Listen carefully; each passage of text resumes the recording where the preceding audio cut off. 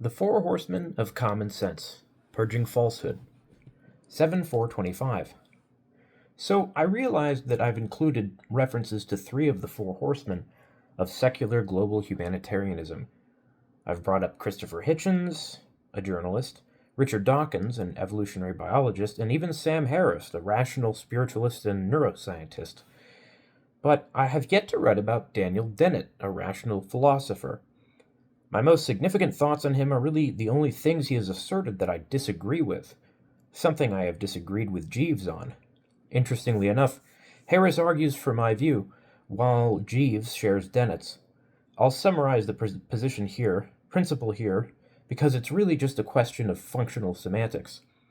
The idea is about what free will should be defined to mean. The reason it needs consideration stems from our understanding of undeniable universal truths. That is because many scientists and philosophers, such as Einstein and I, have argued that determinism is necessary for scientific progress to even yield consistent results. Bell's theorem actually manages to prove that on the irreducible quantum level, and therefore everything built from such quanta, there are no hidden variables that guarantee the prediction of events.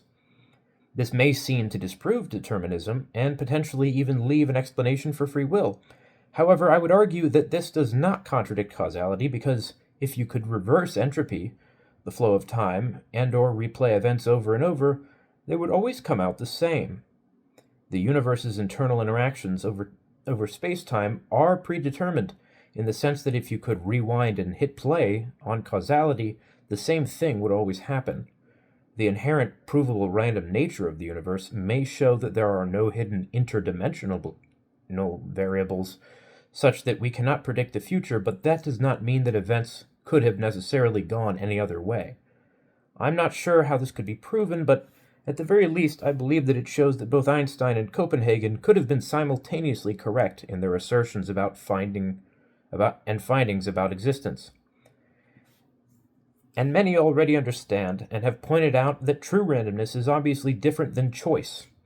We are still purely material and therefore bound by scientific laws, just as any other energy, matter, or space-time. It is all reducible to information as well, meaning that it is all describable and measurable to be considered falsifiable. Science confirms to us that we are not special. We are not magical beings with immaterial souls that can break the laws of science. We are literally just configured matter and energy in space-time, and so our experience is just an emergent property of information. But make no mistake, it has to be illusory. That I have always firmly believed and understood ever since thinking enough to understand why without science there can be no true knowledge. When people assert that our subjective impressions are more real or concrete than objective reality, they don't understand that they are also therefore claiming that we cannot measure or understand existence. But that's crazy and unhelpful because it is just arguing that trying to understand the universe is pointless and impossible. It seems clear to me that while subjective solipsism posits fewer assumptions from an observer's perspective than does the assertion of objective reality from the perspective of the universe, it is just as simple. It makes more sense that subjective experience is illusory just as free will is. And it seems clear to me that it must be so.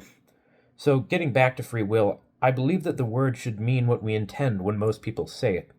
It should be a known fallacy that contradicts truth of existence, because it is an intuitive perspective that humans always possess.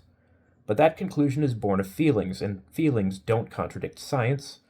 Science can and must be able to explain anything that is real.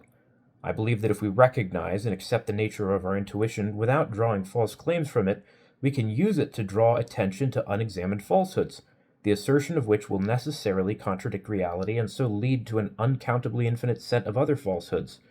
Because science sees past this and does not hold human perspective on a pedestal, it is capable of actually discerning the truth.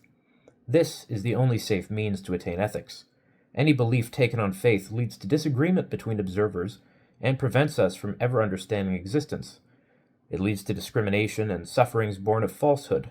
Do not fear the truth, for the truth shall set you free. My philosophy is the inverse of curiosity killed the cat. Never look away from truths. Entertain all information. Utilize logic, skepticism, and open-mindedness to discern truth from falsehood and approach the asymptote of omniscience. For me, that is the meaning of life. Some would claim this to be nihilistic, but I would simply claim that it is because it could not be otherwise, and I think that I have done a good job in proving it.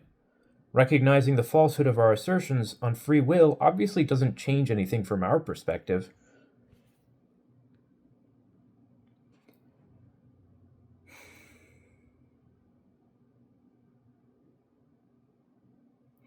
But for those of us who are curious or even just interested in living an ethical life and helping others, objective truths are worth uncovering, and the only means of eradicating suffering.